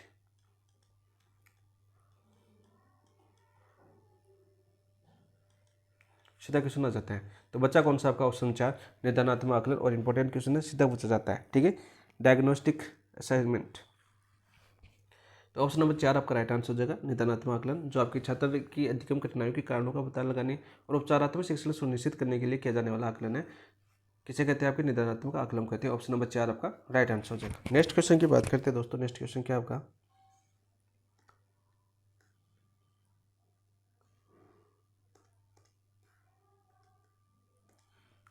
निम्न में से कौन सी क्रिया अधिगम का आकलन से संबंधित है, अधिगम के आकलन से संबंधित है। अच्छा क्वेश्चन है दोस्तों, यहाँ से क्वेश्चन बनता है अधिगम के जो आकलन के प्रतिमान से क्वेश्चन बनता है। तो निम्न में से कौन सी क्रिया अधिगम का आकलन से संबंधित है। अध्यापक अधिगम की रचना करता है, बिल्कुल। अध्यापक अधिगम की रचना करता है, बिल्कुल सही है। अध्यापक साक्ष्य एकत्रित करता है, बिल्कुल करता है। अध्यापक अधिगमकर्ता का आकलन करता है कि उसने क्या सीखा वह क्या नहीं सीखा, बिल्कुल राइट। तो राइट आंसर क्या हो जाएगा, तीनों प्रक्रियाएं हैं यानी क्रियाएं हैं। तो ऑप्शन नंबर 1, 2, 3 कौन सी में, ऑप्शन नंबर 4 आपका राइट आंसर हो जाएगा। बहुत ही अच्छा क्वेश्चन है, ठीक है, इंपॉर्टेंट क्वेश्चन है, रिपीट भी हो सकता है और यहाँ से क्वेश्चन बन भी सकता है वापस। देखो यहाँ पर बात करते हैं दोस्तों, सबसे पहले हम बात करते हैं आपकी आकलन के प्रतिमान, आकलन के प्रतिमान की बात करते हैं। तो आकलन के प्रतिमान कितने आपके, कुल कितने आपके, 4 प्रकार हैं, 4, जिसमें से पहला कौन सा आपका, पहले की बात करें अधिगम का आकलन होता है, अधिगम का आकलन। दूसरे की बात करें, दूसरा कौन सा होता है, अधिगम के लिए आकलन होता है, के लिए आकलन। तीसरे प्रतिमान की बात करें, कौन सा, अधिगम के रूप में आकलन, अधिगम के रूप में आकलन। और चौथे की बात करते हैं, तो चौथा कौन सा जगह पर, अधिगम में आकलन।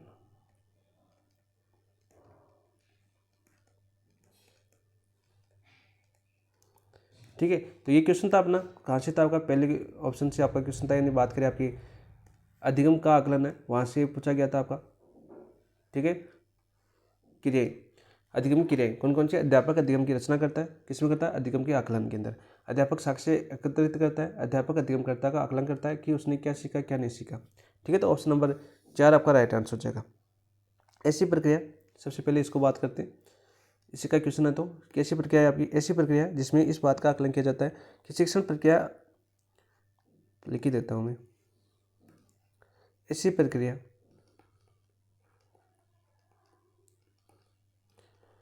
जिसमें इस बात का आकलन किया जाता है,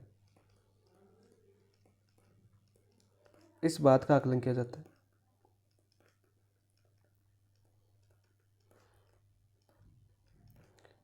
जाता है कि शिक्षण प्रक्रिया की समाप्ति पर, कि शिक्षण प्रक्रिया की समाप्ति पर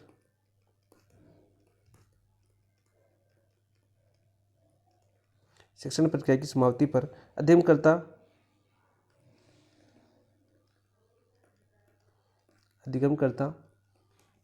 के अधिगम स्तर, अधिगम करता है, जैसे अपन अपने अधिगम स्तर की बात कर लेते हैं, अपने अधिगम स्तर या व्यवहार में कितना परिवर्तन हुआ, या आपका जो व्यवहार है, व्यवहार में कितना परिवर्तन हुआ, कितना परिवर्तन हुआ, अर्थात उसने कितना अधिगम किया। सीधा नॉर्मल सी भाषा में बात करें तो अर्थात उसने कितना अधिगम किया।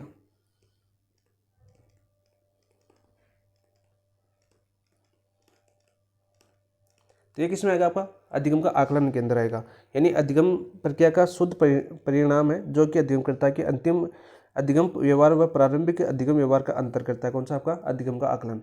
ठीक है, सीधा हो जाता है, जिसमें विद्यार्थियों की सहभागिता नगण्य एवं अध्यापक की भूमिका सर्वाधिक होती है। इसके अंदर क्या होती है आपकी, जो विद्यार्थी होते हैं ना, विद्यार्थी की जो सहभागिता है, वो कैसी होती है आपकी नगण्य, यानी बहुत ही कम। लेकिन शिक्षा की बात करते हैं हम यहाँ पर, शिक्षा की बात करें तो सहभागिता क्या होती है शिक्षा की, सर्वाधिक। ठीक है, सीधा पूछ ले कि कौन से अधिगम के प्रतिमान के अंदर शिक्षा की भूमिका सर्वाधिक होती है, तो अधिगम के आकलन, किसके अंदर, अधिगम के आकलन के अंदर। ठीक है, एक तरह से आपका योगात्मक आकलन ही, कैसा योगात्मक आकलन है, क्योंकि देखो यहाँ पर बात कर रखा है शिक्षण प्रक्रिया की समाप्ति पर, किसकी समाप्ति पर, शिक्षण प्रक्रिया की समाप्ति पर। तो आप समझ, आपको मैंने बताया अभी योगात्मक आकलन क्या होता है, आपका पाठ्यक्रम की समाप्ति पर तो होता है। ठीक है, तो एक प्रकार का कैसा आकलन आपका योगात्मक आकलन है, अधिगम का आकलन जो प्रतिमान है वो कैसा आपका एक तरह से योगात्मक आकलन है, समझ सकते हो आप। तो ऑप्शन नंबर 4 आपका राइट आंसर हो जाएगा। इसी प्रकार जैसे बात करें दूसरे के अधिगम के लिए आकलन, ये क्या कब होता है आपका, शिक्षण प्रक्रिया के दौरान, शिक्षण अधिगम की प्रक्रिया के दौरान, यानी एक प्रकार का रचनात्मक आकलन। कौन सा, अधिगम के लिए आकलन, कैसा रचनात्मक आकलन। जैसे रसोई ने सूप चकी, तो सूप चकी वो कैसा आ गया आपका, अधिगम के लिए, यानी वो बना रहा है, अधिगम के लिए कर रहा है वो, ठीक है, उसमें सीख रहा है, यानी शिक्षण की प्रक्रिया चल रही है। तो शिक्षण के लिए आकलन किस में आ जाएगा आपका, अधिगम के लिए आकलन आपके शिक्षण अधिगम प्रक्रिया के दौरान। ठीक है, इसी प्रकार समझेंगे, अभी आगे क्वेश्चन हम कर लेंगे, आगे के 3। तो राइट आंसर हो जाएगा ऑप्शन नंबर 4। नेक्स्ट क्वेश्चन की बात करते हैं। तो किस प्रकार के आकलन में ये देखा जाता है कि शिक्षण अधिगम प्रक्रिया की समाप्ति पर अधिगमकर्ता के अधिगम स्तर या व्यवहार में कितना परिवर्तन हुआ। तो अभी पढ़ा हमने, देखो अधिगम स्तर कर्ता के अधिगम स्तर व व्यवहार में कितना परिवर्तन हुआ, तो कौन सा पढ़ा हमने, अधिगम का आकलन। तो ऑप्शन नंबर क्या हो जाएगा, आधार का आकलन में तो क्या होता है आपका, देखो वापस रिपीट करूँ क्या, करने के है क्या, अरे अधिगम स्तर को जानना, अधिगम स्तर जानना रचनात्मक शिक्षण प्रक्रिया के दौरान। बार बार रिपीट इसलिए कर रहा हूँ ताकि आपको याद हो जाए। ठीक है, अधिगम निदानात्मक आकलन, ये आपकी बात करें, आपकी निदानात्मक आकलन कब होता है आपका, कठिनाइयों का पता लगाने पर, कठिनाइयों का पता लगाने के लिए, ठीक है दोस्त। तो बच्चा कौन सा आपका, अधिगम आकलन बच्चा ऑप्शन नंबर 3 अधिगम आकलन। और किस प्रकार का आकलन है, एक तरह का योगात्मक आकलन। ठीक है, कैसा आपका योगात्मक आकलन, जो आपकी शिक्षण की बात करें अधिगम प्रक्रिया की समाप्ति पर किया जाता है, शिक्षण अधिगम प्रक्रिया की समाप्ति पर होता है।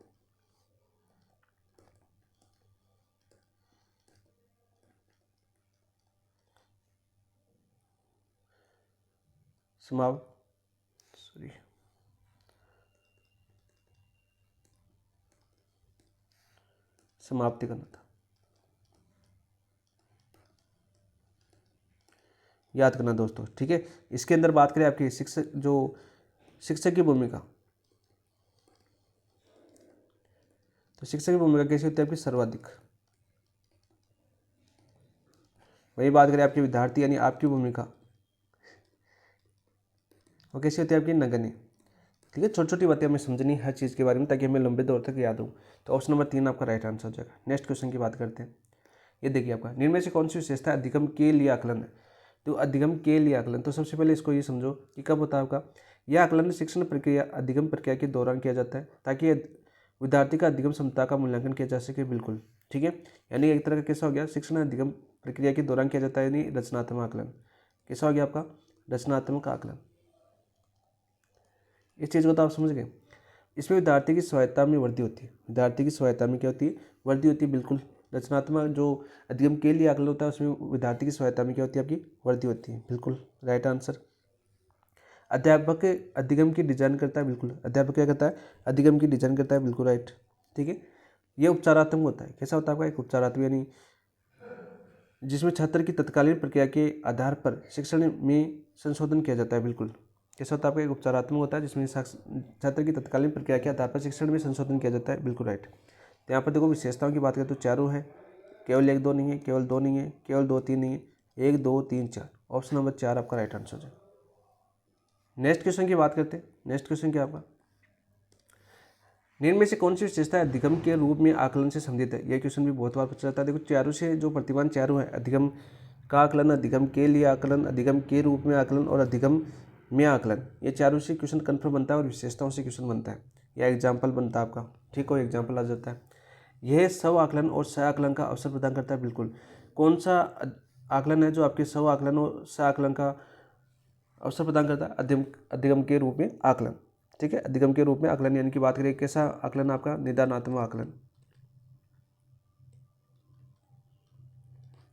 आकलन से संबंधित है। देखो हमने देखा पहला था अधिगम का आकलन, वो योगात्मक आकलन से संबंधित था। दूसरा हमने पढ़ा अधिगम के लिए आकलन, वो आपकी रचनात्मक आकलन से संबंधित था।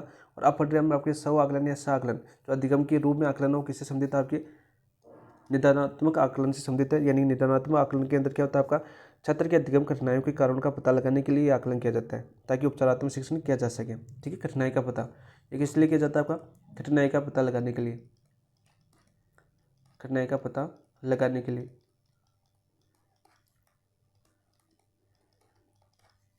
इसमें विद्यार्थी अपने तथा दूसरे के प्रति गुणवत्तापूर्ण सूचना संग्रहण का उत्तरदायित्व लेते हैं। बिल्कुल सही है।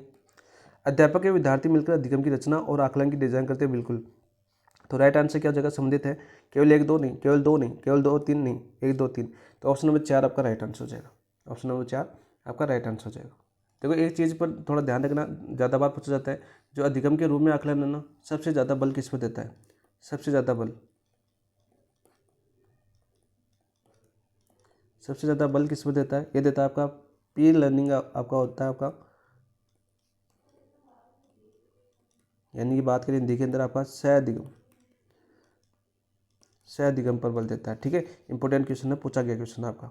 ठीक है, ये क्वेश्चन पूछा जा चुका है कि किस आकलन से अधिक संबंधित आपका अधिगम के रूप में आकलन, तो आपका निदानात्मक आकलन। और निदानात्मक आकलन आप सभी को पता है, मैंने 2 3 बार बता दिया, आपका कठिनाई का पता लगाने के लिए किया जाता है।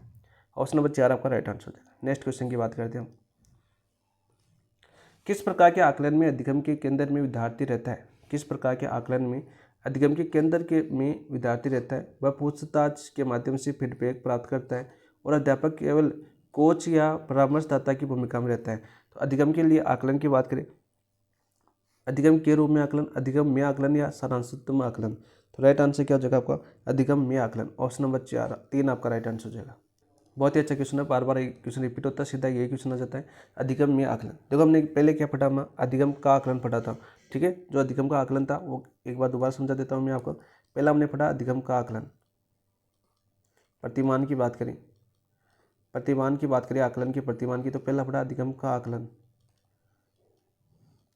तो इसको ऐसे समझना है, किससे संबंधित आपके पाठ्य की समाप्ति पर किया जाता है, तो समाप्ति पर किया जाता है। तो आप सभी को पता है शिक्षण की समाप्ति कौन सा किया जाता है का, योगात्मक आकलन, योगात्मक याद करना। दूसरा हमने किया आपका कौन सा, अधिगम के लिए आकलन, अधिगम के लिए आकलन, कौन सा किया, अधिगम के लिए आकलन किया। यानी कि बात करें आपका कब किया जाता है, आपका शिक्षण प्रक्रिया के दौरान, यानी प्रक्रिया के दौरान याद करिए इसको। तो प्रक्रिया के दौरान आपको याद हो जाना चाहिए रचनात्मक, ऐसा हो जाएगा आपका रचनात्मक आकलन। हमने पढ़ा 4 प्रकार पढ़े थे ना। तीसरा हमने पढ़ा कि अधिगम के रूप में आकलन, के रूप में आकलन। तो यहाँ पर बात करें ये किस पर बल देता है भाई सबसे ज़्यादा, भाई क्या कठिनाई रही, यही क्या कमी रही। तो यहाँ पर बात करें निदानात्मक, यानी कि बात करें निदानात्मक परीक्षण से संबंधित है। और बल की बात करें, सर्वाधिक बल किस पर दिया इसने, सर्वाधिक बल, तो सर्वाधिक बल किस पर दिया इन्होंने, सह अधिगम पर, सह अधिगम। ठीक है, और फिर आपका अधिगम में आकलन, यानी इसमें क्या करता है, पूरा काम कौन करता है, विद्यार्थी करता है। सही उत्तर पर इससे फोकस और को उपयोगियों पर फोकस की ओर ले जाता है। इसमें विद्यार्थी पूछताछ यानी इंक्वायरी के द्वारा इसी प्रक्रिया में लगे रहते हैं, जो जिसमें अधिगम के बारे में फीडबैक देती है। ठीक है, ऑप्शन अधिगम में आकलन, इसमें जो कोच या परामर्शदाता भूमिका में रहता है, अधिगम प्रदर्शन की पहल करता है। ठीक है, विद्यार्थी के अंदर बताए। एग्जाम्पल के तौर पर वही ले सकते हो, रसोईया वाला, सूप वाला। जैसे हम समझे कि पहले क्या करता है, जो रसोईया वो आपका बनाता है, आपका सूप बनाता है। ठीक है, समाप्त होगी तो उसका पहले होगा अधिगम का आकलन, यानी उसने सब कुछ क्या उसको प्रक्रिया थी उसको समाप्त कर दिया। ठीक है, फिर उसने देखा कि इसमें कितना फर्क है, फिर अधिगम के आकलन यानी उस सूप को लेकर गया वो। ठीक है, शिक्षण प्रक्रिया के दौरान खुद टेस्ट किया तो अधिगम के लिए आकलन हो गया, यानी रचनात्मक आकलन। फिर अधिगम के रूप में आकलन, यानी उसमें क्या क्या त्रुटियाँ रहेगी, यानी सूप के अंदर मान लीजिए मिर्ची वगैरह, हल्दी वगैरह कुछ भी गिरती होगी तो उसमें कौन सी कमी रहेगी, तो उसका जांच करता है, तो वो कौन सा हो जाएगा आपका, अधिगम के रूप में आकलन। फिर आपका लास्ट हो जाएगा आपका अधिगम्य आकलन, फिर उसने उसके दौरान पूरी प्रक्रिया दोबारा करता है वो। ठीक है, तो ऑप्शन नंबर 3 आपका राइट आंसर हो जाएगा। एग्जाम्पल से भी क्वेश्चन आ सकता है यहाँ से, ये क्वेश्चन पूछा जाता है भाई। नेक्स्ट क्वेश्चन की ओर बढ़ते हैं हम। देखो, मूल्यांकन की किस प्रकार की विद्यार्थी में उपस्थिति गुणों का विश्लेषण करता है और इसके कौन कौन से रूप हो सकते हैं। तो देखो, हमने मापन से स्टार्ट किया था, मापन हम पढ़ चुके, आकलन हम पढ़ चुके, अब आ गया हम मूल्यांकन के ऊपर, इवाल्यूएशन के ऊपर आ चुके। तो मूल्यांकन किस प्रकार किसी विद्यार्थी में उपस्थित गुणों का विश्लेषण करता है और इसके कौन कौन से रूप हो सकते हैं। मूल्यांकन के कौन कौन से रूप हो सकते हैं भाई। मूल्यांकन का शाब्दिक अर्थ भी क्या होता है आपका, मूल्य का अंकन करना। ठीक है, तो कौन कौन से हो सकते हैं भाई। प्रगति का केवल परिमाणात्मक विवरण प्लस मूल्यांकन निर्धारण हो सकता है आपका। ठीक है, बराबर क्या हो जाएगा आपका, मूल्यांकन हो सकता है बिल्कुल। प्रगति का गुणात्मक विवरण प्लस मूल्यांकन का निर्धारण, ये भी हो सकता है आपका। मूल्य निर्धारण बराबर मूल्यांकन लिखा हुआ आता है, सूत्र पूछे जाते हैं सीधे बिल्कुल। प्रगति का परिमाणात्मक एवं गुणात्मक विवरण प्लस मूल्य का निर्धारण, ये भी क्या हो सकता है आपका, मूल्यांकन हो सकता है। तो कौन कौन से रूप हो सकते हैं, तीनों हो सकते हैं। तो राइट आंसर तो क्या हो जाएगा आपका, उपयुक्त सभी। ठीक है, यहाँ पर बात करते हैं सबसे पहले मूल्यांकन की। मूल्यांकन की बात करते हैं, एवेल्यूएशन की बात करते हैं। सबसे पहले हमने पढ़ा हुआ पहला आपका उपागम। तो देखो, आपको यहाँ पर बात कर लेते हैं, आपके मूल्यांकन उपागम किसने दिया था। उपागम की बात करें तो मैंने बताया था आपको, ब्लूम। किसने दिया था आपके, ब्लूम ने। जब हमने शिक्षण के उपागम पढ़े थे तब मैंने यह क्वेश्चन आपको करवाया था। यहाँ पर मूल्यांकन की बात करें तो इसका शाब्दिक अर्थ, शाब्दिक अर्थ की बात करें तो शाब्दिक अर्थ क्या होता है आपका, बताओ। मूल्य का अंकन करना, मूल्य का अंकन करना।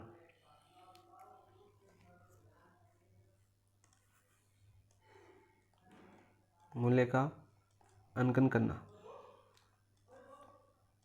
सीधा क्वेश्चन पूछा जाता है कि मूल्यांकन क्या होता है, शाब्दिक अर्थ क्या होता होगा, मूल्य का अंकन करना। ठीक है,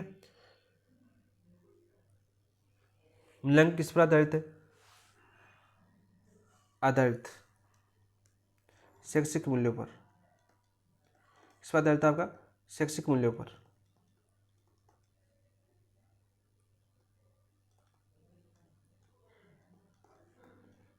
ठीक है,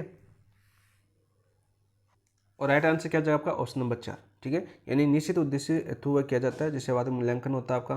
प्रगति केवल परिमाणात्मक विवरण प्लस मूल्य निर्धारण, प्रगति का गुणात्मक विवरण प्लस मूल्य निर्धारण, प्रगति का परिमाणात्मक एवं गुणात्मक विवरण प्लस मूल्य निर्धारण, उपरोक्त सभी आपका राइट आंसर हो जाएगा। नेक्स्ट क्वेश्चन की ओर बढ़ते हैं हम। अच्छा क्वेश्चन आपका, एनसीईआरटी के अनुसार, एनसीईआरटी के अनुसार मूल्यांकन प्रक्रिया में यह देखा जाता है कि शिक्षण उद्देश्यों की प्राप्ति, शिक्षण उद्देश्यों की प्राप्ति बिल्कुल, उद्देश्यों की प्राप्ति की विधि, ठीक है, अधिगम अनुभव की प्रभावशीलता का आकलन किया जाता है, बिल्कुल ये मूल्यांकन के अंदर किया जाता है। मूल्यांकन केवल विद्यार्थी के अंकों का निर्धारण करता नहीं, विद्यार्थी के जो अंकों का निर्धारण नहीं करता, व्यवहार भी मापता है, भावात्मक क्रियात्मक सभी पक्षों को सम्मिलित किया जाता है इसके अंदर, मूल्यांकन के अंदर। तो ये विशेषता नहीं हो सकती आपकी बात करें तो। यहाँ पर बात करें ए और आर दोनों सत्य हैं, आर सही कारण है नहीं, ए और आर दोनों सत्य हैं, आर ए का सही कारण नहीं है, बिल्कुल गलत है। ए सत्य आर असत्य, तो ऑप्शन नंबर 3 आपका राइट आंसर हो जाएगा। क्या जगह, ऑप्शन नंबर 3 आपका राइट आंसर हो जाएगा। सीधा क्वेश्चन आपको पूछा जाता है। विशेषताओं से संबंधित, जैसे मूल्यांकन एक सतत प्रक्रिया है, विशेषता आती है आपकी किसी प्रकार की सतत प्रक्रिया, क्वेश्चन आ जाएगा आपके। तो राइट आंसर हो जाएगा इसका ऑप्शन नंबर 3। नेक्स्ट क्वेश्चन की बात करते हैं। ये देखो आ गया, इनमें से कौन सी विशेषताएं मूल्यांकन की सही विशेषताएं हैं। मूल्यांकन एक सतत प्रक्रिया बिल्कुल है, मूल्यांकन की आपकी एक सतत प्रक्रिया है। इसमें केवल ज्ञानात्मक पक्ष का मूल्यांकन किया जाता नहीं, ये गलत हो जाएगा। इसमें केवल ज्ञानात्मक पक्ष का मूल्यांकन नहीं किया जाता, इसमें ज्ञानात्मक, ये क्वेश्चन आपका टेस्ट में पूछा जाएगा भाई, ज्ञानात्मक भावात्मक, क्योंकि सेकंड ग्रेड के टेस्ट में पूछा गया था, फर्स्ट ग्रेड के टेस्ट में पूछा गया था, और क्रियात्मक। ठीक है, यानी इसमें ज्ञानात्मक पक्ष का मूल्यांकन नहीं किया जाता, इसमें ज्ञानात्मक भावात्मक क्रियात्मक तीनों पक्षों का मूल्यांकन किया जाता है। ठीक है, मूल्यांकन एक शिक्षण प्रक्रिया का एक अभिन्न अंग बिल्कुल है। यह एक निर्णयात्मक प्रक्रिया है जिसमें शिक्षण उद्देश्यों की प्राप्ति और अधिगम अनुभव की प्रभावशीलता का मूल्यांकन किया जाता है, बिल्कुल राइट। तो ऑप्शन नंबर बात करें, अभी आपका पीछे क्वेश्चन इसी पर डिपेंड था, इसी चौथी विशेषता पर। तो 1, 3, 4 देखो कौन से ऑप्शन में, ऑप्शन नंबर 3 आपका राइट आंसर हो जाएगा। ठीक है, वही बात करें अदर विशेषताओं की बात करें, जैसे आपका शिक्षण उद्देश्यों से घनिष्ठ संबंध है मूल्यांकन का,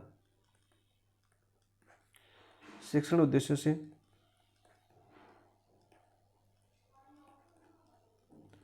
घनिष्ठ संबंध है, घनिष्ठ संबंध, ये क्वेश्चन पूछा जाता है आपका। इसके अलावा बात करें जैसे आपके मूल्यांकन की बात करें, जैसे निर्णयात्मक प्रक्रिया है आपके दिया हुआ है, तो इसके अंदर आपके आते हैं शैक्षिक उद्देश्यों में शिक्षण सीमा का सफल हुआ, शिक्षण प्रक्रिया के लिए प्रयुक्त क्रियाएं सामग्री उपयोगी है या नहीं, बालकों में व्यवहार परिवर्तन की सीमा तक हुए हैं, बालकों के लिए कक्षा में दिए गए अधिगम अनुभव प्रभाव उत्पादक रहे या नहीं, ये आपके निर्णयात्मक प्रक्रिया के अंदर आते हैं मूल्यांकन के अंदर। तो ये चीज़ें याद करना दोस्तों, ठीक है। तो राइट आंसर क्या हो जाएगा इसका, ऑप्शन नंबर 3, 1, 3, 4। नेक्स्ट बात करते हैं, एक और याद करना, मूल्यांकन एक सामाजिक प्रक्रिया है। मूल्यांकन कैसी एक सामाजिक प्रक्रिया है, सामाजिक प्रक्रिया है, यह भी याद कर लेना, ठीक है।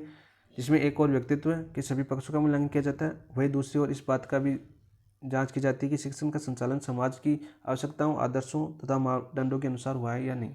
तो एक ऐसी प्रक्रिया होगी मूल्यांकन एक सामाजिक प्रक्रिया है। ये क्वेश्चन भी बार बार पूछा गया भाई, इंपॉर्टेंट क्वेश्चन है। तो ऑप्शन नंबर 3 आपका राइट आंसर हो जाएगा। नेक्स्ट क्वेश्चन की ओर बढ़ते हैं हम। माइकेलिस के अनुसार मूल्यांकन किसे कहते हैं? माइकेलिस के अनुसार मूल्यांकन किसे कहते हैं? किसी विद्यार्थी में गुणों का मात्रात्मक विवरण प्रस्तुत करना नहीं, केवल मात्रात्मक गुणों का विवरण प्रस्तुत करना ही मूल्यांकन नहीं होता है। शिक्षण उद्देश्यों की प्राप्ति की सीमा का निर्णय करने की प्रक्रिया, शिक्षण उद्देश्यों की प्राप्ति की सीमा का निर्णय करने की प्रक्रिया मूल्यांकन है। किसने कहा था? आपका माइकेलिस ने कहा था। तो ऑप्शन नंबर 2 आपका राइट आंसर हो जाएगा, ठीक है। ऑप्शन नंबर 2 आपका राइट आंसर हो जाएगा। परिभाषा से सीधा क्वेश्चन पूछा जाता है, यहाँ से भी परिभाषा क्वेश्चन आता है और मापन से भी परिभाषा क्वेश्चन आता है, तो दोनों जगह याद करना। ऑप्शन नंबर 2 आपका राइट आंसर हो जाएगा। नेक्स्ट क्वेश्चन की ओर बढ़ते हैं। निम्न में से कौन से उद्देश्य मूल्यांकन के सही उद्देश्य के अंतर्गत आते हैं? कौन से उद्देश्य मूल्यांकन के सही उद्देश्य के अंतर्गत आते हैं, यह हमें क्वेश्चन बताना है। तो यहाँ पर देखो, बालक के व्यवहार संबंधी परिवर्तनों की जांच करना और उनकी उपलब्धियों का पता लगाना बिल्कुल आपके मूल्यांकन के उद्देश्य बिल्कुल सत्य है। योग्यता अनुसार बालकों को विभिन्न समूह में विभाजित करना और कक्षा उन्नति व कक्षा विभाजन में सुविधा प्रदान करना बिल्कुल यह भी है। बालकों की अधिक कठिनाइयों का पता लगाना और आवश्यकता अनुसार उपचारात्मक शिक्षण प्रदान करना, यह भी आपका मुख्य उद्देश्य है मूल्यांकन का। केवल अध्यापक की आय का निर्धारण करना नहीं। बहुत ही इजी सा समझ गया था, क्वेश्चन था, आराम से गलत कर सकते थे इसको। बाकी देखो आपका ऑप्शन 1, 2, 3 है, तो ऑप्शन नंबर 3 आपका राइट आंसर हो जाएगा। क्या हो जाएगा आपका? ऑप्शन नंबर 3 आपका राइट आंसर हो जाएगा इसका। बहुत ही अच्छा क्वेश्चन पूछा गया था ये, ठीक है। नेक्स्ट की बात करते हैं आपकी। मूल्यांकन प्रक्रिया के कुल कितने सोपान हैं? मूल्यांकन प्रक्रिया के कुल कितने सोपान हैं? बताओ भाई, कितने सोपान आपके? 2 है, 3 है, 4 है, 5 है, तो 3 है। ऑप्शन नंबर 2 आपका राइट आंसर हो जाएगा। बात करते हैं आपके पहला कौन सा होगा? पहला उद्देश्यों का निर्धारण, उद्देश्यों का निर्धारण, ठीक है। दूसरे की बात करें आपके, दूसरा कौन सा? अध्ययन अध्यापन की क्रियाओं का निर्धारण, अध्ययन अध्यापन की क्रियाओं का निर्धारण,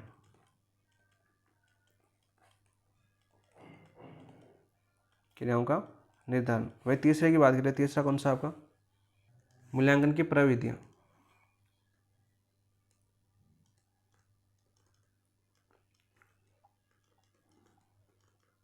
प्रविधियों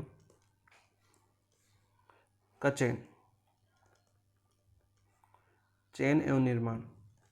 तो सीधा क्वेश्चन पूछा जा सकता है, ठीक, कथन भी आ सकता है। यदि वे कौन कौन से मूल्यांकन के सोपान है ये पूछ ले तो उद्देश्य निर्धारण, अध्ययन अध्यापन की क्रियाओं का निर्धारण, मूल्यांकन की प्रविधियों का चयन का एवं निर्माण। ये क्वेश्चन भी पूछा जा चुका आपका कथन वाला क्वेश्चन, ठीक है। जिसमें कौन कौन से, जिसमें ऑप्शन थे ए बी सी, केवल सी।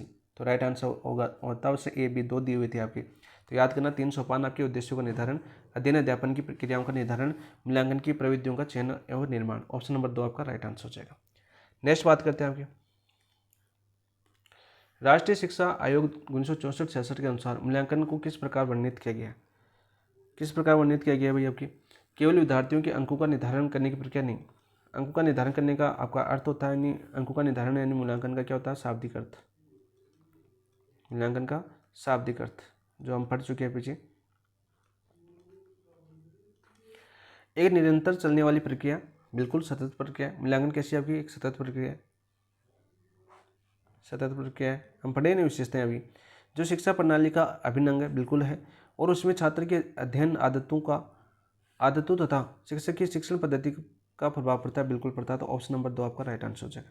क्या हो जाएगा आपका? ऑप्शन नंबर 2 आपका राइट आंसर हो जाएगा। यहाँ पर दे रखा तीसरा ऑप्शन, केवल शिक्षण विधियों का आकलन करने की प्रक्रिया नहीं, केवल पाठ्यक्रम की कठिनाइयों का निर्धारण करना नहीं। तो राइट आंसर क्या हो जाएगा? ऑप्शन नंबर 2, एक निरंतर चलने वाली प्रक्रिया जो शिक्षक प्रणाली का अभिन्न अंग है और जिसमें छात्र की अध्ययन आदतों तथा शिक्षक की शिक्षण पद्धति का प्रभाव पड़ता है। ऑप्शन नंबर 2 आपका राइट आंसर हो जाएगा। नेक्स्ट क्वेश्चन की ओर बढ़ते हैं हम। ये लीजिए ब्लूम का आ गया।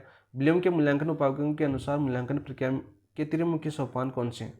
तो बात करते हैं सबसे पहले त्रिमुखी सोपान किसने बताए थे? आपके ब्लूम ने बताए थे। कौन से उपागम के अंदर? मूल्यांकन उपागम के अंदर। ये क्वेश्चन आपका पूछा जा चुका है। सबसे इंपॉर्टेंट क्वेश्चन तो आपका यही है, ठीक है। और कौन सी आपकी, जैसे आपने देखा होगा त्रिमुखी यानी एक त्रिभुज देखा होगा आपने, ठीक है। सबसे पहले नंबर पर आता है आपका उद्देश्य निर्धारण। कौन आता है आपका? उद्देश्य निर्धारण, ठीक है। दूसरे नंबर पर फिर यहाँ पर आता है आपका, देखा होगा अधिगम अनुभव, अधिगम अनुभव।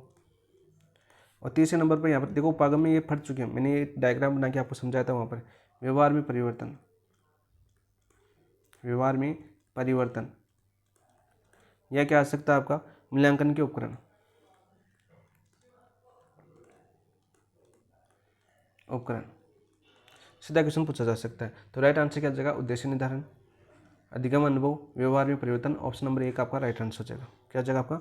ऑप्शन नंबर 1 आपका राइट आंसर हो जाएगा। नेक्स्ट क्वेश्चन की बात करते हैं और आज के अंतिम क्वेश्चन की। देखो पृष्ठ, ये भी बताया था मैंने कि पैराडाइम के अनुसार, पृष्ठ के पैराडाइम के अनुसार किन 3 तत्वों के मध्य अंतर संबंध स्थापित किया गया? तो मैंने बताया था आपका शैक्षिक उद्देश्य, शैक्षिक उद्देश्य। और फिर ऐसे डायग्राम बनाया था हमने, इस तरह से चिन्ह बनाए थे 2 रेखाएं। और यहाँ पर था आपका अधिगम अनुभव, अधिगम अनुभव।